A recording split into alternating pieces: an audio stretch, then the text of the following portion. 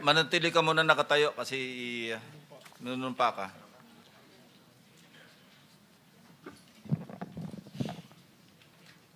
Raise your right hand. Yeah. Do you swear or affirm to tell the truth, the whole truth, and nothing but the truth in this proceeding? Yes, sir. Salamat. Take your seat, please. You may proceed. You may continue. Salamat po, Mr. Chair. Mr. Gutesa, kaninang ako'y nagpapaliwanag para ipakilala kita. Narinig mo yung aking sinabi. Yes, Your Pwede mo Honor. bang i-confirm na kung ano yung sinabi ko ay yung nangyari kahapon? I confirm, Your Honor. Salamat po. At ngayon po ay hawak ko nga ang inyong sinumpaang salaysay na nung draft ito ay binasa ko. Ganun din nga po at wala namang pagbabago. At gusto ko lamang pong sabihin ninyo na mayroong pirma sa ibabaw ng pangalang Orly Regala Gutesa. Kayo po ba ang nagpirma nito? I confirm, Your Honor. At gaya po ng sinabi nyo sa akin kahapon, voluntaryo ninyong ginawa ito at wala namang namilit sa inyo. At katotohanan yan, ako nga po ay ininyayahan nyo para makita ko yung inyong salaysay. Yes, Your Honor. Ito po ay pinanotaryo ninyo. Nakikita ko rin po. Totoo po ba itong notaryong ito? Totoo po, Your Honor. Okay. Ngayon, kayo na po ang magbasa para sa ganun ay marinig po ng buong kapulungan. Pwede po niyong basahin ang inyong salaysay. Maraming salamat, Your Honor. Mr. Chair, can he proceed? You may proceed. Ako po'y nagpapasalamat sa pagkakataong ito. Sa Senate Blue Ribbon Committee, Senador Ping Lacson, sir. At sa iba pang member na nandito po. Ako po si Orly Gutesa, may asawa, nasa tamang edad, Pilipino.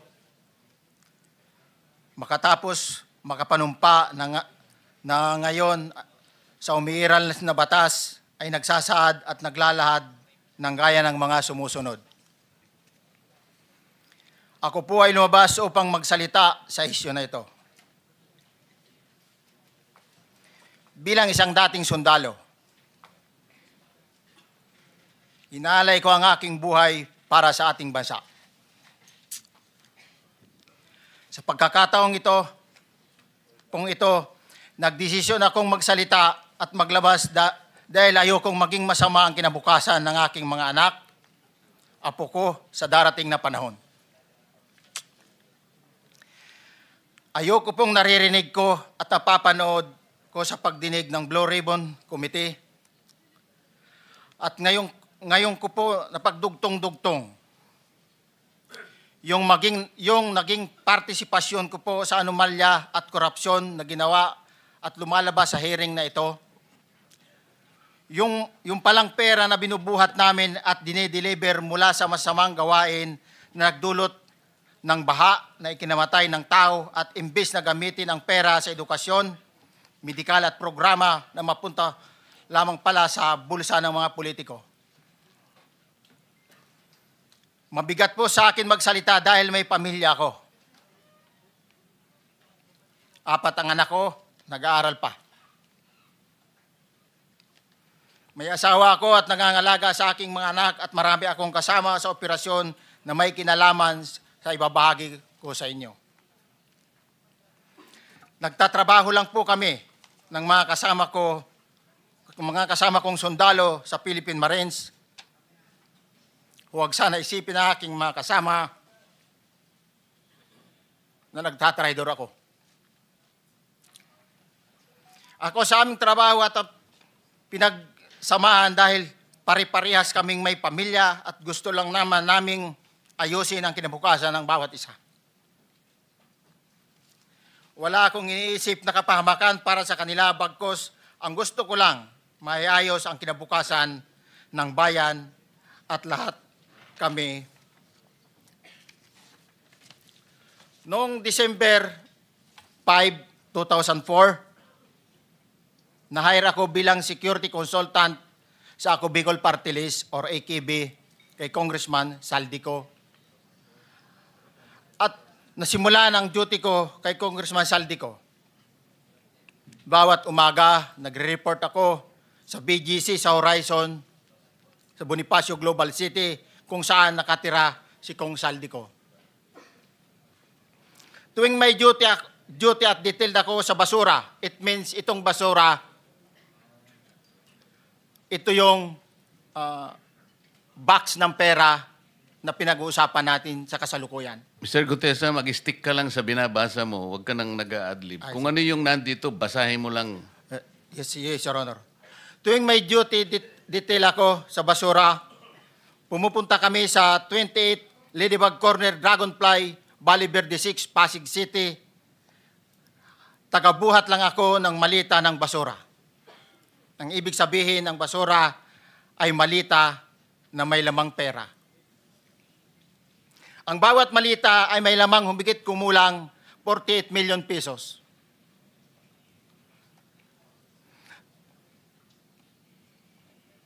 Ang bawat malita ay may post-it na nakadikit na nakasaad kung magkano ang laman ng bawat malita. Tuwing may duty detail sa basura, may pumupunta na tao na magde-deliver ng basura at nire-receive ni John Paul Estrada at Mark Tiksay. Ang mga executive assistant ni Congressman Saldico at sila ang mga detailed sa mga ganyang activities. Ang mga nangyayari kapag duty kami sa basura, kalimitang dinadala sa bahay ni Congressman Saldico sa Valle Verde 6 at tinatanggap naman ni Mark at ni Paul. Pagkatapos naming may baba ang nasabing basura, ipinapasok sa bahay ni Congressman Saldico sa Valle Verde 6 at binibilang ni Mark at ni Paul. Alam ko na ang laman ng malita ay pera sapagkat nakita ko si Paul na binuksan ang malita at inilabas ang laman para bilangin. Ang isang ehemplo na nagdala ng pera ay si Congressman Eric Yap ng AXIS Party List.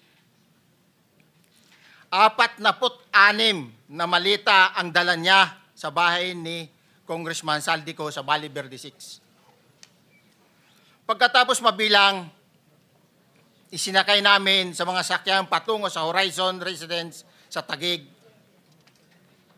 At dumiretso kami sa basement upang may baba ang nasabing basura. Bago ibaba ang nasabing basura, ito, Merong napuputol sa binabasa mo eh. Huwag kang magmadali. Huwag kang magmadali. naputol na, Ulitin mo yung paragraph 20. wala na akong, hindi ko makita na putol na siya.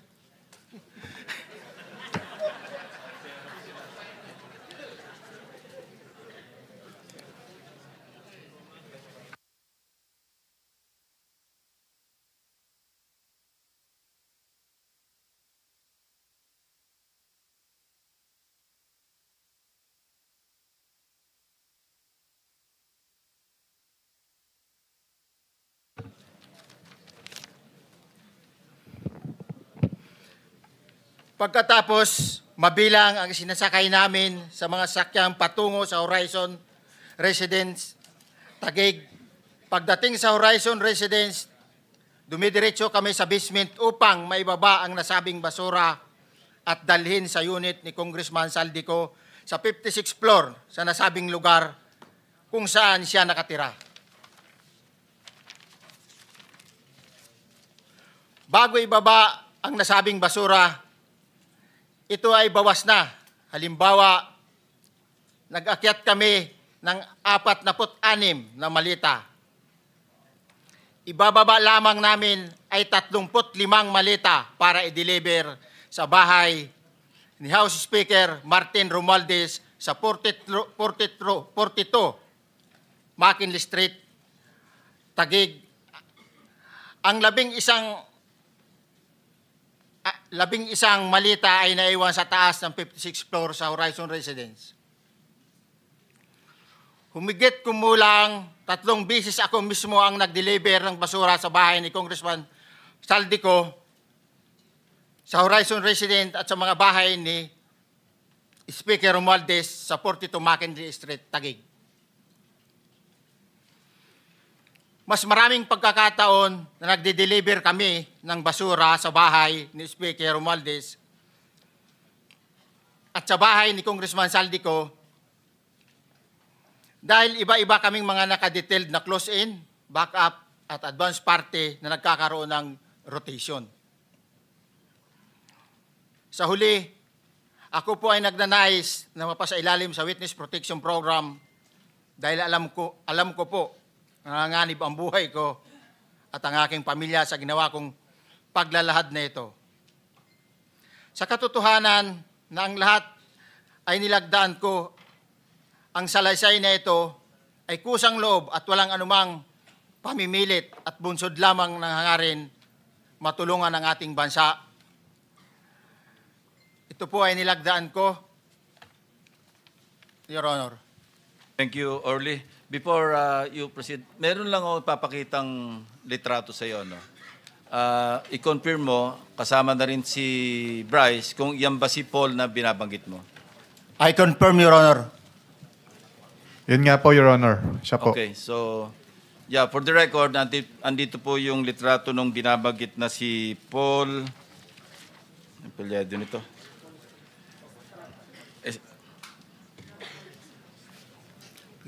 John Paul Estrada, di ba? Yes, Your Honor. Oh, sige. Thank you very much. You may continue, Senator Marcoleta. Thank you, Mr. Chair. Mr. Gutesa, dito sa iyong paglalahad ay gumawa ka ng isang paghalimbawa. Inihalimbawa mo si Congressman Eric Yap, ngunit isang tagpo lang yun eh. Ikaw ay na-hire ni Representative Saldico, sabi mo rito, ay December 5, 2024 pa. Yes, Your Honor. Sa pagkakaalam mo, mga ilang beses kayong gumagawa ng bagay na ito. Ibig sabihin, yung pagdi-deliver ng pera, sa natatandaan mo, gaano kadalas ang pagdi-deliver? Kasi ang ginawa mo kanina ay isang example lang. Pwede mo bang ipaliwanag? Your Honor, minsan kasi pag-duty kami, ang actual ko na delivers talaga sa bahay ni Congressman Romualdez is 3. Tapos pag may duty kami, nagkakaroon ng detailed. Minsan namumonitor ko doon sa group chat namin, may basura tayo deliver. Minsan namumonitor ko siya is 3 times a week ang delivery doon sa Forbes, sa bahay ni Kung Romualdez. Yung pera minsan nanggagaling lang doon sa Horizon sa taas, ibinababa. Tapos may detail lang na tao, namumonitor ko naman sa GC namin. Kaya nalalaman ko yung movement ng tropa, kung ano yung sinasabing basura ng delivery. So yung delivery o yung movement ng tropa nagaganap average 3 times a week. 3 times a week, Your Honor. Nagsimula noong December 2024. Yes, Your Honor. Hanggang ngayon ba ay naglilingkod ka pa kay Representative Saldico? Sa kasalukuyan po ay nag-resign po ako noong August 5, itong taon po na ito. So, maliwanag ba ang ibig mong sabihin para sa kapulungan ito ay nag-a-average ng 3 beses sa loob ng 1 linggo ang pagdi-deliver ng pera kay Representative Saldico at tuloy-tuloy naman doon sa bahay ni former Speaker Martin Romualdez sa ganong rate, ganong beses, 3 beses sa loob ng 1 linggo. Yes, Your Honor. Magmula December 2024 hanggang ikaw ay mag-resign noong August 2025, this year. Yes, Your Honor. Mr. Chair, Senator Marcolita, short Yes, interjection. with the permission of Senator Marcoleta. Thank you, may Mr. proceed. Chair. May maibigay ka ba na pangalan? Kasi ang sinasabi mo lang ngayon, as far as you're concerned, during ikaw ay nagdo-duty, nagro-rotation basis yung duty. So pag wala ka, absent ka, iba ang nagdo-duty, iba rin ang nagtatanggap sa pera at nagdi-deliver. Am I correct? Senator De La Rosa, may I just remind you na isang follow-up. Pero kung gusto mo ituloy at pahig si Senator Marcoleta, naka-charge sa oras niya, yung mga susunod na tanong. Okay? Okay lang.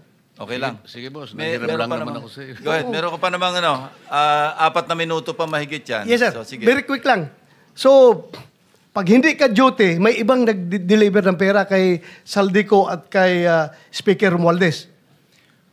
Pag nangyayari yan, sir, pag hindi ako duty, may makadetail talaga sa basura na yan. Pero ang authorized lang na mag-deliver at mag-receive niyan is yung 2 tao na binanggit ko, which is John Paul Estrada and Mark Tiksay. Okay. Thank you, Mr. Chair. Thank you, Senator Marcolita. Mr. Gutesa, sa panig ng pagdi-deliver sa bahay ni former Speaker Martin Romualdez, sinong tao ang nagre-receive? Sa mga ganun, sir, ang may contact, Your Honor, is yung si Paul at si Mark lang ang may contact doon sa receiver. So pagdating doon, nakabukas na yung gate doon sa Forbes, pumapasok na lang kami. Then pag nabuhat na namin yung mga malita na ibaba na, so lalabas na kami. Wala na kaming basta may deliver lang namin yung mga basura doon sa bahay, wala na kaming noon, Your Honor. Alin-aling bahay Yung ang 42. pinagdi-deliveran mo sa panig ni former Speaker Martin Romualdez? Yes, Your Honor, yung 42, yung dito sa may Forbes Park. Yun lang? Wala nang iba? Mayroon pa yung bago nakaraan doon sa 19 Nara, yung dating bahay ni Michael Yang. Sa pagkakatanda mo, mayroon pang ibang lugar na kung saan nagdi-deliver kayo? Sa Aguado, dyan sa Malacanang. Aguado? Excuse me, Senator Marcoleta. Sino Michael Yang? Yung dating sa Pugo yata yon. Sa? Yung dating sa Pugo. Yung Michael Yang. dating bahay ni Michael Yang. Dating bahay. Yes, Your Honor. Okay, thank you. Ibig mo sabihin, nabili ni Speaker Martin yung bahay ni Michael Yan? Allegedly, Your Honor. Pero paano mo alam na bahay ni Speaker yon? Kasi doon na nagde-deliver yung tropa nung hindi na nagde-deliver doon sa 42, Your Honor. Ngayon, sinasabi mo meron kayong chat. Nagagamit mo yung chat para ma-monitor mo yung rate ng delivery at kung sino-sino yung nagdi-deliver? During the time nung nandoon pa ako, Your Honor. Mr. Chair, salamat po at baka meron pa pong Thank you. gustong itanong ating May mga kasama. papakita pa ako isang litrato pa, no? Identify mo lang siya. Sino yan? Mark Tiksay, Your Honor. Meron pa ba nakakakilala sa kanya bukod sa'yo? Dito? Wala. Nabanggit kasi ni Engineer Alcantara rin dito eh. Sa salaysay mo noong September 23, sinasabi mo, hindi ko po siya na-meet during pagdadala. Ang tao niya po ay may alias lang na Paul at Mark. Na-meet mo ito si Mark, Engineer? Sa Valle Verde po, once lang po. So, kinukonfirm na si Mark Texa ito? Mark po and Paul, karaniwan po. Okay, thank you. Thank you, Senator Marcoleta. Mr. Chair, may tatanong lang po kung Yes. with the permission of Yeah, okay. Senator Marcoleta. Mr. Orly, sabi niyo po 46 na maleta na nagkakalaman po ng 48 million bawat isa. Tama po ba? Based doon po sa level nung malita na nakita ko, Your Honor. Paano po nalaman ninyo na 48 million po ang laman ng bawat isa? Kasi bawat malita po, mayroon siyang post-it na nakalagay, may sign na 48. Lahat po yun may 48. Yes, Your Honor. So, yung 46 maleta, 48 million ang laman ay nagkakahalaga po ng 2.2 billion. Alam niyo po ba yan kung 3 times a week ang sinasabi ninyo ang delivery? Based sa my experience, doon lang ako naka-experience ng 46 nung time na yon, Your Honor. Hindi naman po every week or monthly ito. Yes, Your Honor. So at one point, yung 46 na maleta, 48 million ang laman, 46 times 48 million ay 2.2 billion. Excuse me, Senator Marcoleta, paubaya mo na sa kanya yung oras na naiwanan mo, now 1 minute. Isang tanong na lang. Sige, okay. 2.2 billion. Ganun po yung multiplication eh. Siguro, Your Honor, yun ang lumalabas. So one time lang po ito. One time lang po, yung time ko lang yan, nung panahon na na-identify ko si Congressman Yap, Your Honor. Alright, maraming salamat po. Thank you. Yung paghalimbawa mo, kaya mo ginawa, dahil yun ang pinakamalaki. Yes, Your Honor. Pero pangkaraniwan, dahil 3 times a week, mga ilan sa tingin mo yung karaniwang na i-deliver? Ilang maleta? Usually, pag nanggagaling na sa Horizon, na idine-deliver na doon sa Forbes, minsan mayroong 15 or kaya 18 ang malita. Pero yung malalaking malita yon na nagre-rate yung bawat malita, minsan mayroong 48, may 50. Sa mga tweet, Mr. Gutesa, pangkaraniwan, 15 to... 15 to, Your Honor? Yun ang average, pangkaraniwan. Yes, Your Honor. Yung nabanggit mong nabigla ka sapagkat malaki, 48, yun lang kay Congressman Eric Yap. Yes, Your Honor. Yun ang time na nakita ko talaga in yung ganung kabalk Okay. yung balita na yun, Your Okay. Honor. Mr.